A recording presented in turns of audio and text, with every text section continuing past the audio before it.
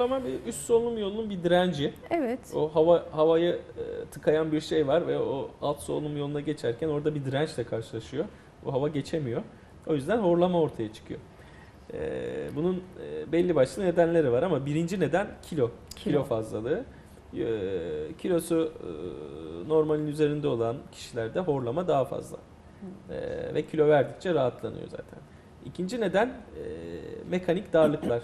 Bu ne olabilir? İşte burnunda eğrilik olabilir, et olabilir.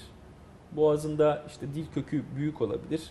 Yani orada veya kitleler falan olabilir ayrıca. O ayrı bir nadir görünen şeyler ama orada kitle, kist, tümör gibi şeyler de horlama yapabiliyor.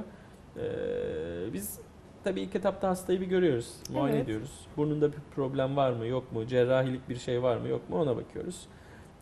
Eğer bir şeyi yok, hasta biraz kilolu veya değil ama işte boğazında da çok bariz bir problemi yoksa uyku testine gönderiyoruz zaten. Uyku testinin sonucuna göre bir gece hastalar yatıyor uyku laboratuvarında. Onun sonucuna göre hafif, orta veya ağır derecede bir horlama veya apne dediğimiz uykuda nefes durması gibi bir sıkıntı varsa ona göre cerrahi artı bazen CPAP dediğimiz bir makine cihazla uyuyabiliyorlar.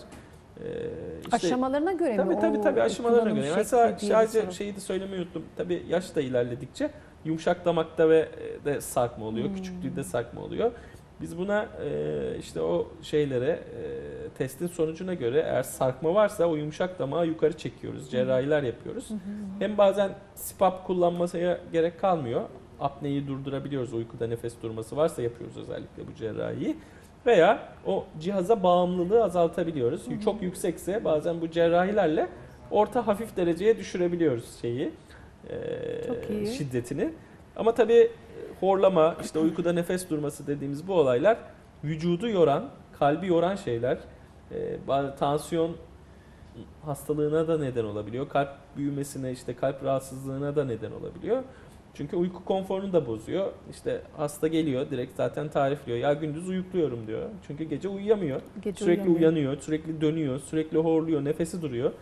Bu sefer araba kullanırken uyuklayabiliyor. Allah korusun Eğer tabii. çok dikkatli bir iş yapması gerekirse iş kazalarına yol açabiliyor. O kadar ciddi boyutu da var. Aynen öyle. Evet. Yani öyle bir boyutu var. Eğer hastanın çok ağır derecede şikayetleri varsa mutlaka bunun için doktora başvurması lazım. Hem yaşam kalitesi hem uyku kalitesi bozuluyor zaten.